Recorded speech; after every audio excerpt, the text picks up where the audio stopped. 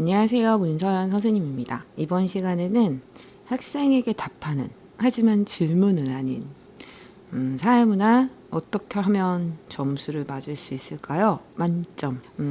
KMH양. 선생님 Q&A에 글을 남겨주셨어요. 그런데 이게 뭐 질문은 아니고 학습법에 대한 이야기였죠.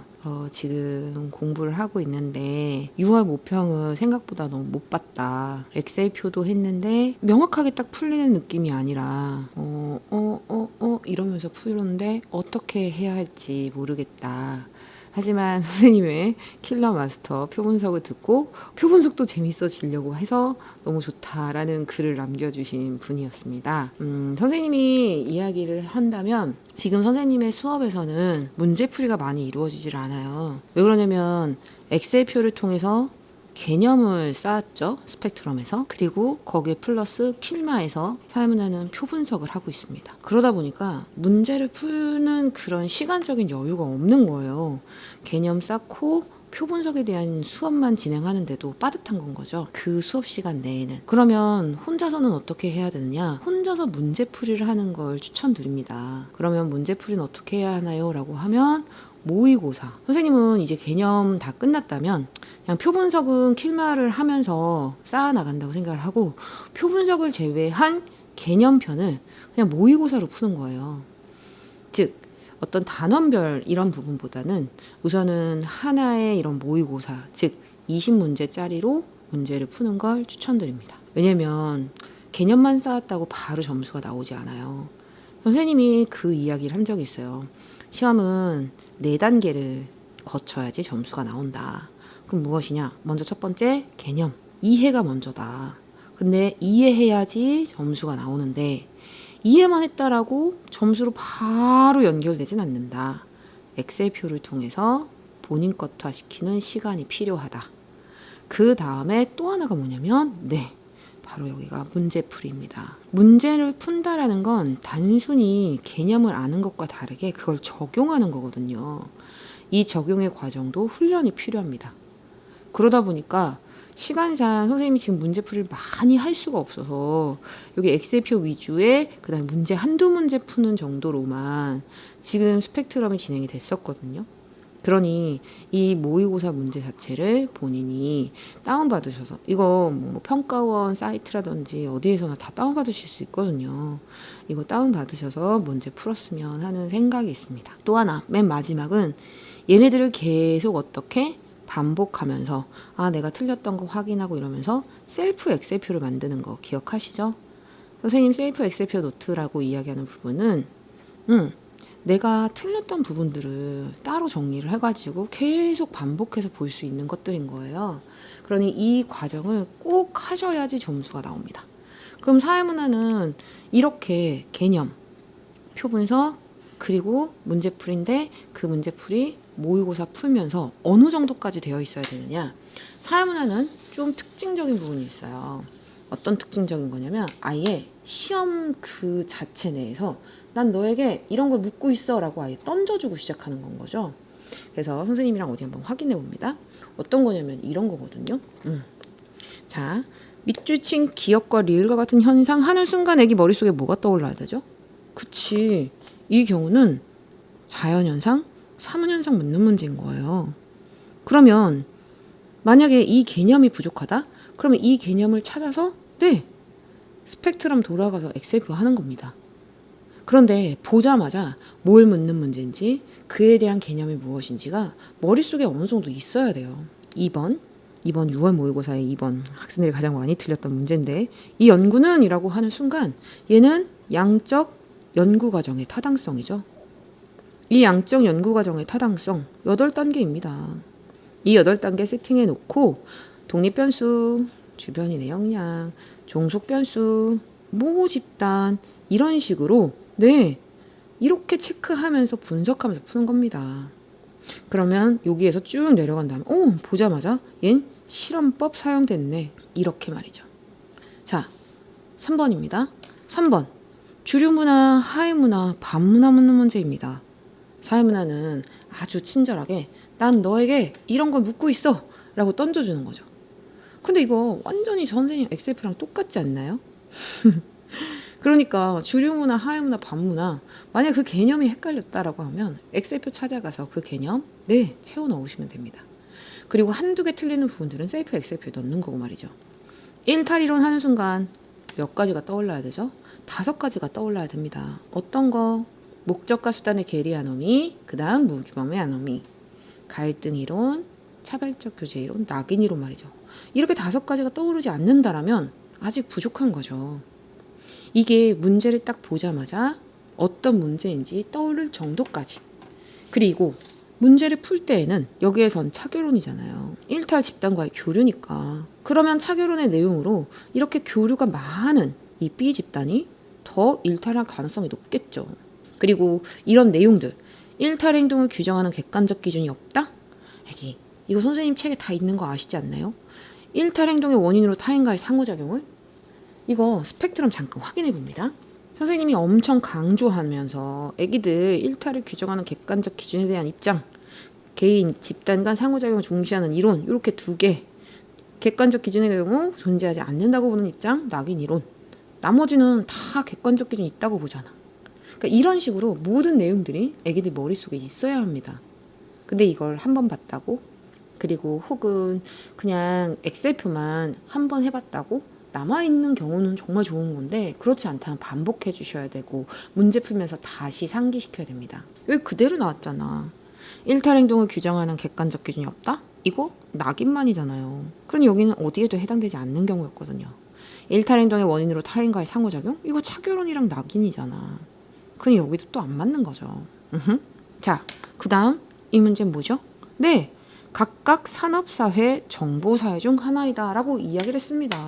이런 식으로 아예 문제에서 던져주고 시작하니까 보자마자 무슨 문제인지, 그리고 걔네들의 특징 전부 다 구분해 두셔야죠.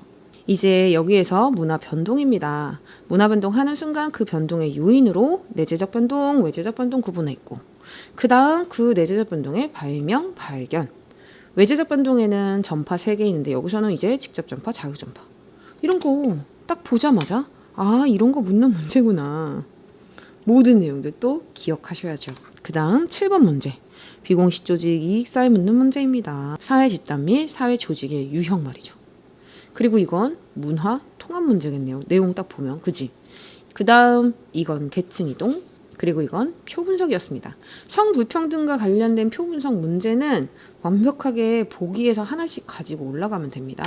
애기들, 이거 다시 얘기하지만 표 분석의 처음부터 끝까지는 무엇이다? 수치가 의미하는 바. 정말 쉬웠던 표 분석 문제였는데 생각해보면 이걸 평가원이 제시한 이유는 이러한 비율, 절대치, 그리고 증가율의 개념을 올해 중요시 다루겠다라는 걸 보여준 거일 수 있어요.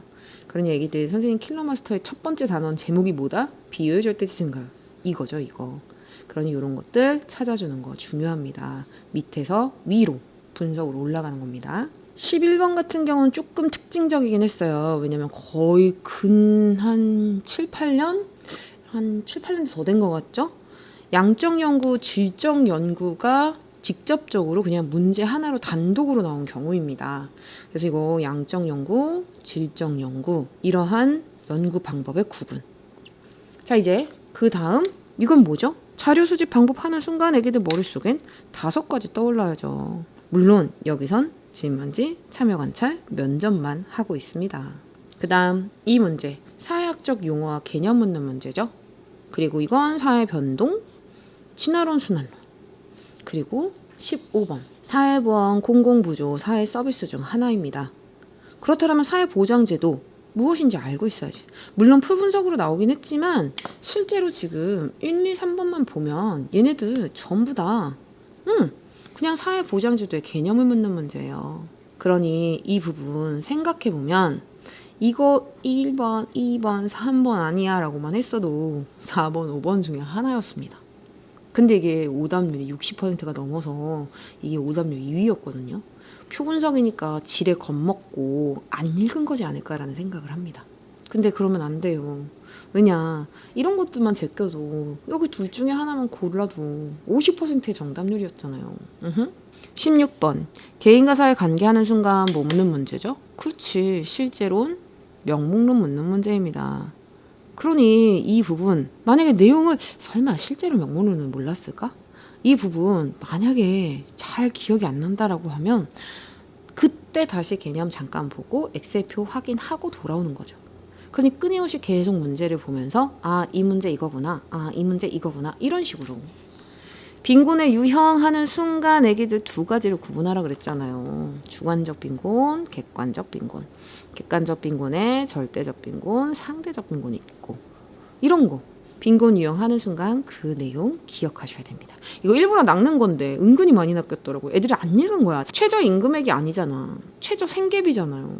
너무 좀 이거 틀린 애기들 좀 아까웠습니다. 그 다음 사회문화 현상을 바라보는 관점하는 순간 애기들 머릿속에는 거시, 미시. 거시에서는 기능, 갈등. 미시에서는 상상론 떠올리셔야 합니다. 그리고 이제 여기서 확인하는 거죠.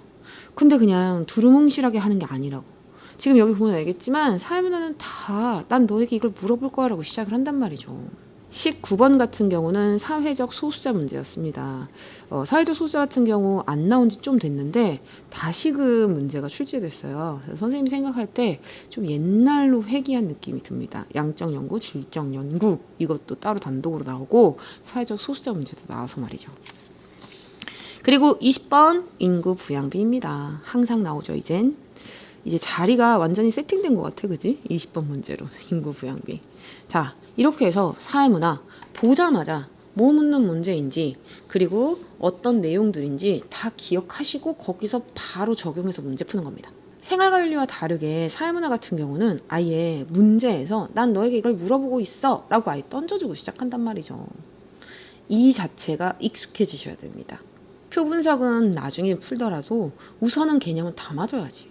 사회문화 만점, 실제 이해, 그리고 이 엑셀표 문제풀이 거쳐서 셀프 엑셀표를 디테일까지 다 알고 나면 점수가 나옵니다. 그리고 문제를 보자마자 뭐 묻는 문제인지 떠올릴 수 있을 만큼 익숙하게 만들어 두셔야 됩니다.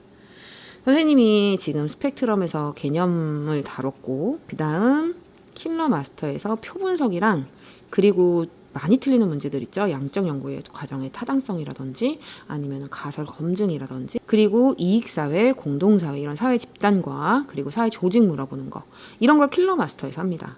그리고 에티켓에서 문제풀이를 하는데 에티켓에도 문제의 양이 엄청 많거나 하지는 않아요. 왜냐면 에티켓에선 선생님이 문제 푸는 방식을 알려주거든요. 애기들 이런 문제가 나왔어. 그러면 이렇게 접근해야 돼. 애기들 A, B, C가 나왔어. 뭐 이렇게 구분할 수 없다? 그러면 없다부터 시작해. 뭐 이런 식의 문제 푸는 방법에 더 포커스가 맞춘 수업이에요. 그래서 혼자서 문제 풀 수 있다라고 하면 굳이 에티켓지 않으셔도 저는 괜찮다고 생각합니다. 왜냐면 개념이랑 표 분석이 진짜 중요한 거거든요. 물론 이걸 이렇게 듣지 않아도 된다고 말할 수는 없지만 근데 진짜로 선생님은 학생들에게 도움이 되는 그런 수업이어야 된다고 생각을 하거든요. 혼자서 문제 푸는 게 버거운 경우라면 선생님의 도움을 받아서 이런 식으로 문제를 접근하고 문제를 풀어야 되는구나. 근데 본인이 개념을 알았어. 표 분석을 알았어. 그 다음에 문제를 풀 수 있다라고 하면 굳이 누군가의 도움을 받지 않아도 혼자 정리하는 게 제일 좋습니다. 물론 제일 마지막 파이널 강의가 있습니다. 파이널 강의 같은 경우는 이거는 좀 들었으면 좋겠어요. 6, 9월 가지고 선생님이 분석해서 그 다음 엑셀표 만들고 표 분석 문제 만드는 이런 부분이거든요. 그래서 작년 같은 경우 선생님 9월 바탕으로 문제 만든 거 수능에 100% 적정했거든요. 그래서 파이널은 들었으면 하는데 문제풀이 혼자 할 수 있다면 굳이 선생님과는 하지 않아도 된다는 거. 그런데 이 과정을 거치면 점수는 나올 수밖에 없습니다. 딱 이거죠. 이해하고 자기 거 만들고 그리고 적용하고. 아마 6월 모의고사에서 본인이 엑셀표까지 다 했는데 왠지 점수가 생각한 것보다 덜 나왔다라고 하는 건 바로 이 문제풀이의 적용의 과정이 조금은 부족하지 않았을까. 왜냐면 선생님 수업에서는 그렇게 문제 많이 안 풀어봤으니까. 그러니까 너무 걱정하지 말고 이제는 문제 풀면서 적용하시면 됩니다. 표 분석보다 개념이 먼저예요. 개념만 다 맞아도 40을 넘습니다. 그리고 나서 거기에 플러스 표 분석이 들어가는 거죠. 그러니 난 애기들이 지금 이런 모의고사 형태로 문제를 풀었으면 좋겠습니다. 평가원은 5번 정도 풀어요. 보통 아이들이 거의 외울 정도까지 만점 맞는 경우라면 선생님은 추천합니다. 또 풀고 또 풀어서 익숙하게 만들어 놓는 거 참 좋은 방법이거든요. 평가원 말고 학력평가 이렇게 푸셔도 좋습니다. 평가원 플러스 학평. 그리고 거기에 플러스 원래는 EBS까지 보는 거죠. 그런데 EBS 같은 경우는 개념을 쌓는다라기보단 내가 이미 다 알고 있는데 이런 걸 EBS에서 어떻게 문제로 출제했지? 라고 하면서 수특 수완을 푸는 거죠. 실제로 시간이 별로 안 걸립니다. 수특 수완 같은 경우 문제 수가 많지가 않거든요. 이렇게 하면 점수가 나옵니다. 근데 지금 6월에 혹시 원하는 점수가 나오지 않았다고 할지라도 기운 내서 열심히 하면 원하는 점수 수능장에서는 맞을 수 있다고 생각합니다. 선생님이 KMH양 때문에 이 영상을 찍기 시작했지만 이건 지금 6월 모의평가 이후에 점수 때문에 고민을 하고 있는 학생들에게도 다 적용될 수 있는 이야기라고 생각합니다. 정말 6월 모의고사 보느라 고생 많으셨고 우리 앞으로 남은 기간 동안 열심히 해서 우리 꼭 만점 맞아보아요. 선생님이 KMH양을 응원합니다.